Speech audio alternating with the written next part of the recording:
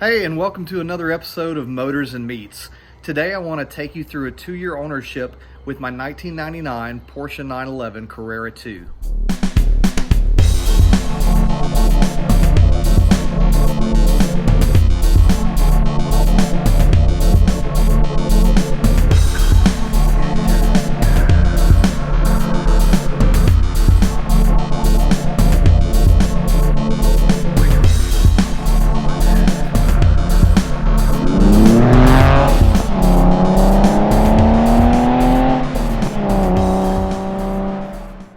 So rewind to the summer of 2019. I just turned 39 years old, and I know that my plan has been for a long time to give myself a 40th birthday present of a Porsche 911.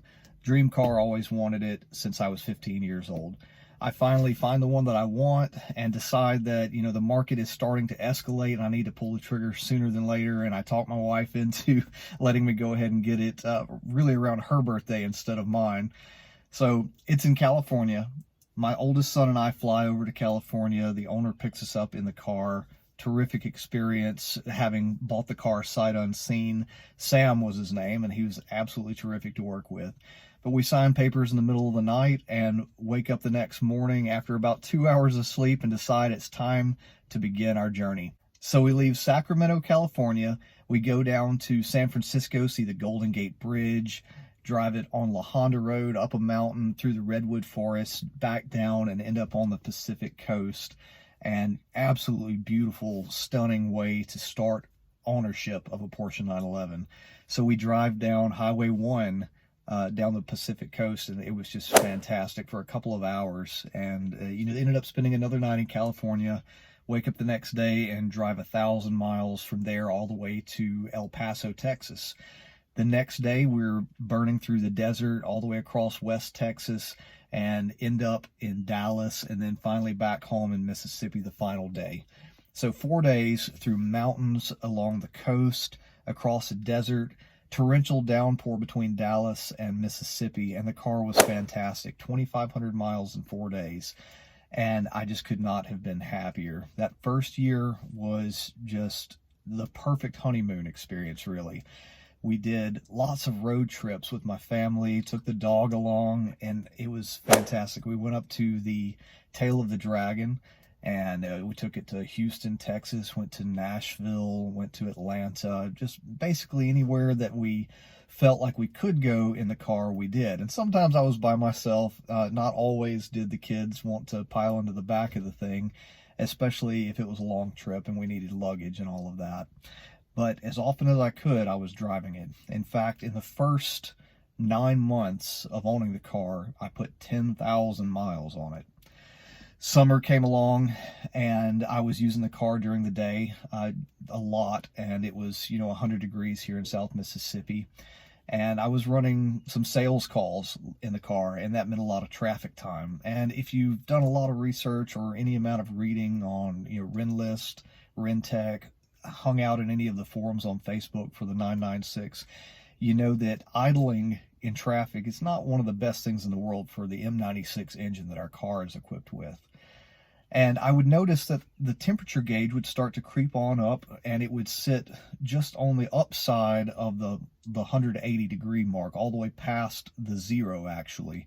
And sometimes it would get even closer to that next mark, which I think is about 220. And I knew that that couldn't be right, but it never did flash the overheating light. It flashes fast if it's overheating, and it flashes slow if it's just low on coolant. Well, September gets here, and I'm driving along, and I do notice that the low coolant light is flashing. And so, checked it out, opened it up, topped off the coolant with some distilled water, and went on about my way. Well, another day or two later, it started flashing again. And if you've ever had an intermix problem or read about intermix, you know what I'm about to say. I opened up the coolant cap, and inside of the reservoir, it looks like a chocolate milkshake. And I was like, what in the world is that?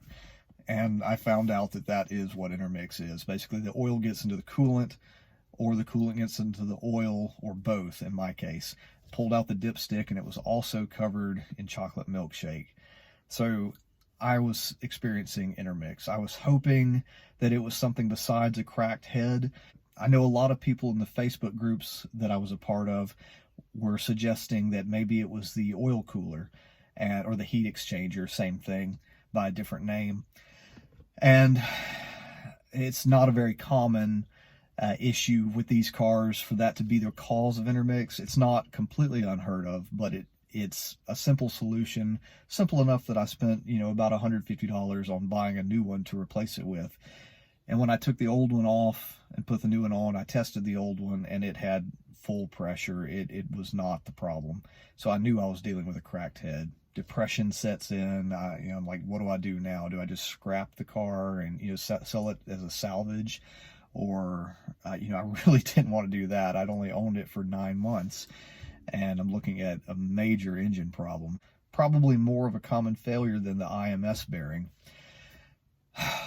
So anyway, I decide, there's nothing else to do but start taking it apart. So I'm reading up on how to remove the engine from a Porsche 911. This seems crazy. I'd never, ever considered dropping an engine out of a car, but I also knew I didn't want to spend, $15,000, $20,000 to have it redone professionally, just because I was in no position to do that.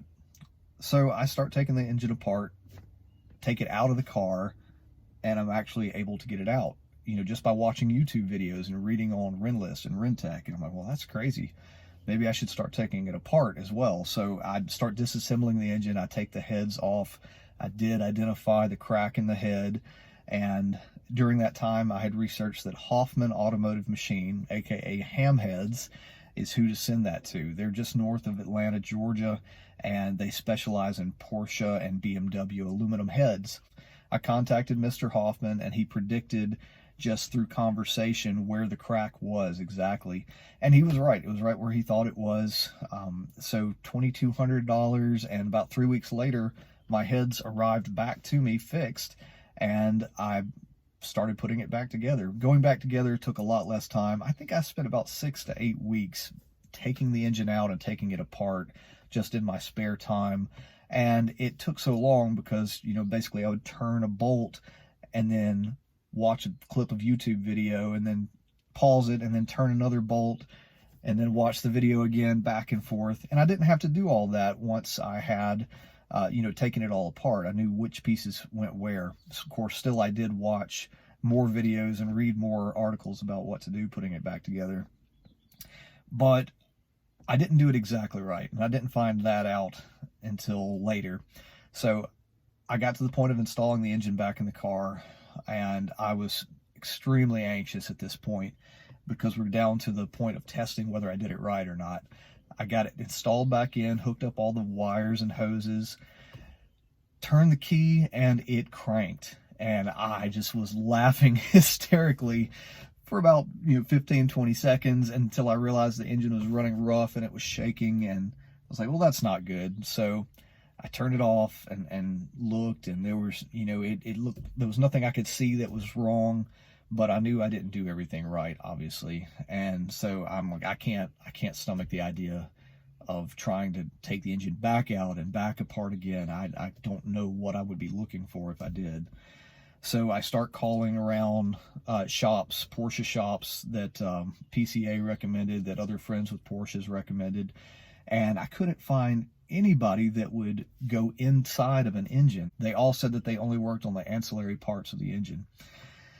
There was one gentleman up in Meridian, Mississippi, who had been through Jake Raby's course from Flat Six Innovations, and it was great talking with him. Mr. Howard was his name, and he was definitely willing to do it, but was down with COVID.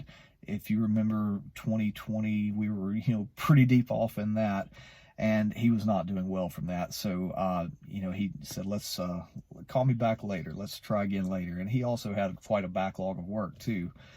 So I found another shop that was actually local that said they would take it. So I called a tow truck flatbed. They came and loaded it up for me. I followed them over to this shop, and as we're about to unload it off of this truck, the owner of the shop said, wait, as I'm telling him the story, he said, wait a minute, you've had the engine out of this car? I was like, yeah. And he said, "You've been inside of the engine?" I said, "Yeah, it's got new, refurbished heads and everything on it. I put it all back together again." And he said, "Well, I don't mess with the inside of the engine." I said, "Well, your receptionist said that it would be fine." And so anyway, it was just a miscommunication, misunderstanding there.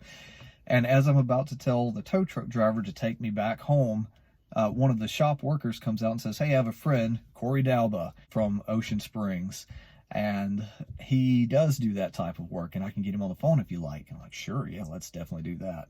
So he calls Corey Dalba. I talked to him, and he's finishing my sentences for me, so that was really reassuring that he knew what he was talking about, because he knew every issue that I had had and how I had tried to solve it, and what went wrong with that. And he had a good suspicion about what might be happening there. So he said, "Can you bring it to me?" And again, I'm still standing outside of this shop with the car on a tow truck. And so I asked the guy, I said, "Are you willing to drive an hour and a half down to the Gulf Coast?" And he's like, "Sure, let's go. It's only time and money." So we take it down there, and I meet with Corey. And Corey, after talking with him more, he says that he's confident that he can take care of it.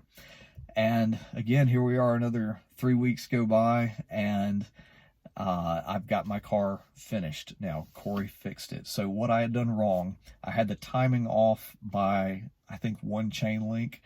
And also, when you put the valve covers on, you don't have a valve cover gasket. You have to build that out of RTV silicone. And Porsche specifies something like 1/8 of an inch bead all the way around the valve cover.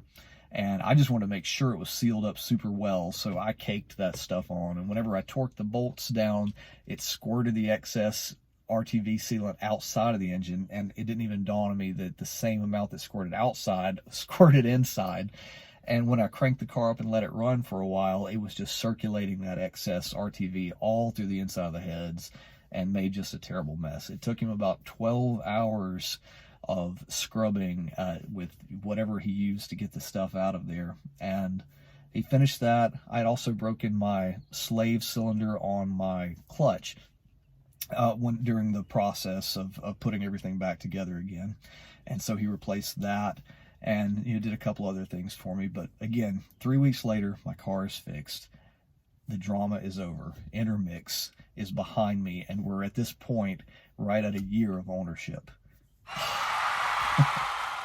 So the second year did not have the drama of the first year, and I couldn't be happier with the way the second year has turned out. It's been fantastic. I've gone on a lot more road trips. I've finished up a lot more projects with the car. I had, before Intermix, put on my Martini stripes, but I didn't have my ducktail yet, so I finally got to do my ducktail spoiler. And I lowered the car with some H&R lowering springs and just made the stance the way I liked. I put on some H&R spacers, 15 mil spacers on the fronts. My wheels are from a 997, they're 19 inch, and they're actually from the wide body, so the rears did not need any spacers. They're already plenty wide enough, but the fronts were kind of tucked under. So I added those. I did several other maintenance-related things like the water pump. I changed out the oil pressure sending unit. I changed out the side markers. They had some cheap knockoffs from Taiwan, and they were getting water and moisture inside of there. So I put some Porsche original sort of smoke-colored ones on there. They look really nice. I also changed out the corner trims on my headlights. They were the same condition. They had, I guess, gotten a crack and had gotten moisture inside of there. So that took care of that, cleaned that up quite a bit. I changed my oil filler tube. It had gotten a crack in it. It's a 23-year-old now plastic part that flexes. And whenever it first cracked, I just put duct tape on it after I read that was, totally fine, because it doesn't hold a lot of pressure. So it was fine just to run it with the duct tape. But eventually I wanted to do it right. So you have to pull the alternator off to get to that. So I did that. Lots of these other projects that I did, I've got videos on. So if you haven't subscribed to the channel, take a minute and go ahead and do that, if you will. It really helps out the channel, and I appreciate it. And it'll keep you up to date with anything new that's coming out on the channel as well. One of the more important projects that I got taken care of in the past few months was the cooling fans. They were not running on the low speed like they were supposed to. Basically, your cooling fans are supposed to kick on once the car gets to about 180, 190 degrees, or when the air conditioner is running. And then it has a higher speed that it runs whenever the engine gets all the way up to about 200, 210. And mine were only coming on at the high speed, which was why, if you recall, I mentioned sitting in traffic that the needle during summer would get all the way up past the 180, past the 0. And that was the reason right there, and I had no idea. So reading up on Renlist and Rentec, I was able to discover that the reason my fans were only kicking on for the high speed was that my resistors were not working properly. They're exposed to the elements, so they are prone to failure. Another thing that could cause that to happen is the relays. It's right above your fuse panel, and there are 4 identical relays there that control one for each fan and one for each speed. So you have 2 low speeds and 2 high speeds. You can move those around to different positions, and if the car behaves the same, you know that the relays are not the problem. I did that and ordered some resistors, knowing that that had to be the issue, and changed those out, and that fixed my cooling problem. So now I sit in traffic and it never gets above between the 8 and the 0, no matter how long I have to sit in traffic. Before, I was taking a right when I needed to take a left just to dodge traffic here for the past year, because I did not want to have any kind of extra heat issues with the car, having gone through the intermix. So aside from all those projects, the other trips we took, I went back to the Tail of the Dragon a second time, and then again a third time later in the year. Both times went to meet Jay Reed and James McGrath from Auto Amateur, and several other people, probably a dozen other Porsche drivers, both different times, and we would just go do some mountain driving together for a long weekend, and it was terrific. I took it to Nashville again. I've taken it Atlanta. We went to the Caffeine and Octane one time. It was fantastic. If you haven't checked that out and you're in the region, it's a once-a-month car show that happens, I think, the second Sunday of every month. Look that up for more detail, but there's thousands of incredible cars there, and a really worthwhile experience. So since my intermix problem, I have added another 20,000 miles on the car. So I'm now 30,000 miles on myself beyond what was on there whenever I bought the car. The car has just been absolutely fantastic to own. Sure, there's been maintenance issues that need to be taken care of, but that's true with any car, especially any 20-plus-year-old car.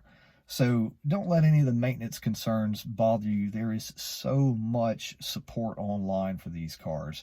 You can find how-to guides on Renlist, Rentec, Pelican Parts has that as well. You can find any part that you need for these cars. There's nothing that's not available.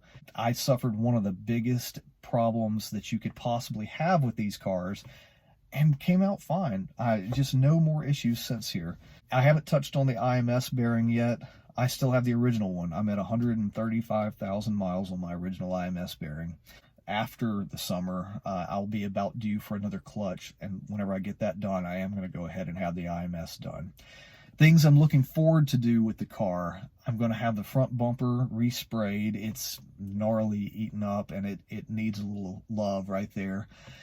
I'm going to change out the shocks for some Bilstein B8 to complement my H&R lowering springs. I'm still running the stock form shocks right now, so that'll help. I mean, the car rides terrific, but it could be better from that. The biggest thing I'm looking forward to doing is my Colorado trip. I'm going in about 5 weeks to meet James McGrath from Auto Amateur and about 24 other 911 drivers. And so we're going to go and do some mountain road driving, and it's going to be fantastic. For more information on that, go to autoamateur.com and look for the spring tour, and you'll find all the details about that. Thanks for watching.